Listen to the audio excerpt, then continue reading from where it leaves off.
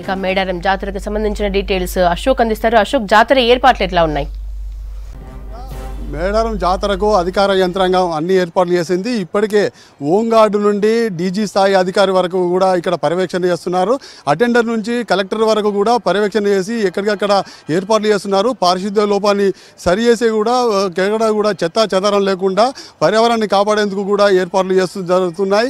ఇక్కడ ట్రాఫిక్ మేడారం జాతరకు వస్తే ప్రధానంగా ట్రాఫిక్ సమస్య, ఆ ట్రాఫిక్ సమస్యను జరగకుండా వాహనాలు నిలిచిపోకుండా ఎక్కడికక్కడికే ఒక డీజీపీ స్థాయి అధికారితో పాటు మొత్తం 14,000 మంది భక్తులు పోలీసులు కూడా ఇక్కడ పర్యవేక్షణ చేస్తున్నారు. ఒక డీజీ అధికారితో పాటు డిఐజీలు 2, 28 మంది ఎస్పీలతో పాటు ఏఎస్పీలు 42 మందితోని ఈ మొత్తం 14,000 మంది సిబ్బంది ఇక్కడ బందోబస్తు నిర్వహిస్తున్నారు. ఈ ఎట్లాంటి అవాంఛనీయ సంఘటనలు జరగకుండా గస్తీ నిర్వహిస్తున్నారు. ఒక ఏదైనా ప్రాణాపాయం జరిగినట్టయితే అక్కడ వైద్య సేవలు అందించేందుకు కూడా ఒక ఆసుపత్రి ఏర్పాటు చేశారు.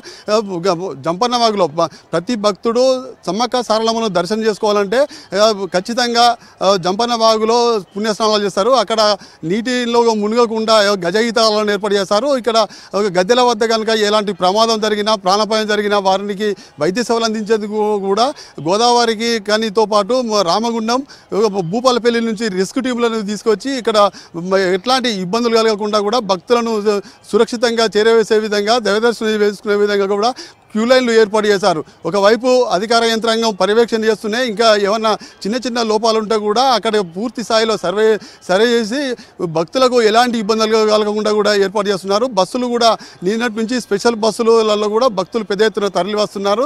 ఆ తరలి వచ్చే వారికి కూడా ఇక్కడ దైవదర్శనం చేసుకునేందుకు కూడా ఏర్పాటు చేస్తారు. కానీ ఇక్కడ మనకు రేపు